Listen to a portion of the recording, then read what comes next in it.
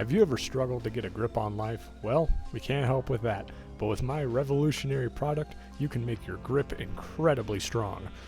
Introducing 3D printable hub grips. Your future wife will surely appreciate a man with strong hands. These revolutionary grip tools are made for just pennies, and with 16 small payments of $1.19, they could be all yours. But wait, there's more. These hubs are customizable to enhance difficulty and provide unique challenges for your grip. And to top it off, if you order in the next 10 minutes, we will throw in an honorary "I bought 5 unique hubs and all I got was this lousy sheet of paper" certification. Wow, I wouldn't want to pass up an offer like that. Call now at 1-800-HUBS for this limited time offer. Hello. So, about 2 months ago, I made a grip strength challenge video where I did all this grip stuff for 7 days straight. It was a fun challenge. I really liked it. I've continued to do grip strength stuff, and I've continued to learn about grip strength stuff. One thing I've learned in the world of grip strength is that there's a special event called hub lifting. It originated because of the inside hub on a metal deep dish 45-pound plate, and the challenge was if you could lift that up, then you're awesome and you have pretty cool grip strength. Now at my gym, we have one of the Iron Mind metal hubs that we can attach to a loading pin and mess around with. It's pretty cool, but I looked into buying one of these things just for my own, just cause why not? It's a piece of metal, it can't be that much. Turns out it's $35, and every other hub manufacturer sells it for around the same price. And you know, it got me thinking, I got a 3D printer. I can just make one of these, right? So, I came up with my first prototype. This one I made, it's not exactly to the Iron Mind hub specs, but it was a good start. This took about $1 worth of filament to make. It is pretty solid. Obviously, it has to be very strong. And then the hardware, I think the eye bolt and the nuts cost maybe an extra $1 or $2. I made this insanely cheap. But then it got me thinking, hold on, these things are really simple to design, and they seem to be holding up well. What if I made ones of different variety, with different depths and diameters? Oh my gosh, the possibilities are endless. So I got to designing. I made 5 different hubs with different depths and different diameters. They're now living at my gym. I don't have them with me, but I got some photos and I got some test footage of me lifting them on here. They were really cool to make. They didn't take a lot of filament, and they didn't cost a lot to buy all the eye bolts and washers and nuts and whatever, all the hardware you need to set them up. So it was a pretty cool little deal.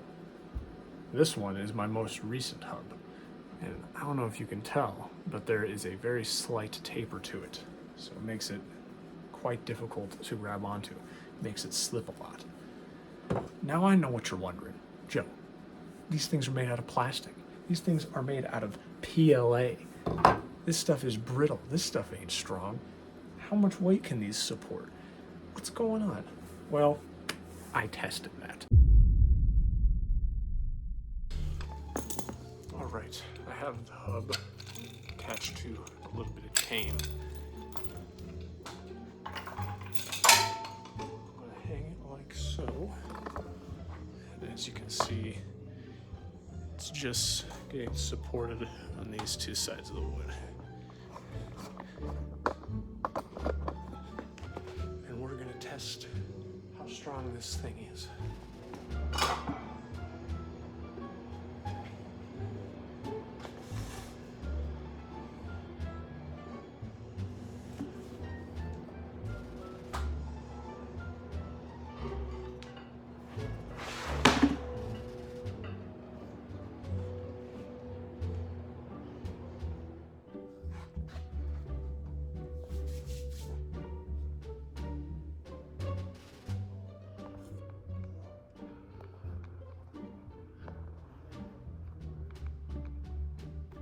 As you can see, it was able to hold 100 pounds. Now, I'm no expert, but according to Arm Lifting USA, the world record hub lift is 90 pounds. So I'm sure these things can hold up.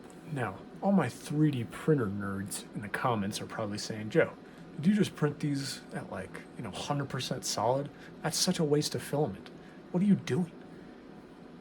No, I did it a very special way.